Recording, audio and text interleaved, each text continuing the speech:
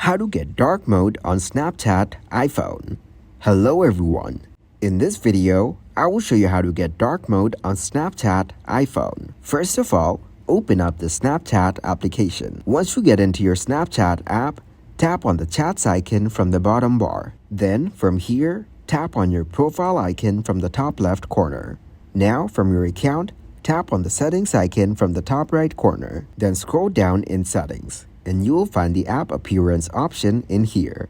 Now simply tap on the app appearance option, and you can get 3 or 4 options which can be selected for your app appearance. So simply choose the always dark option from here.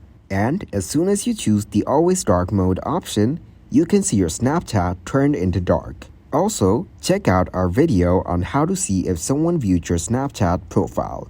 Thank you guys for watching this video. Hope you got some value. Make sure to like the video and subscribe to the channel to get notified for new videos. See you in the next one.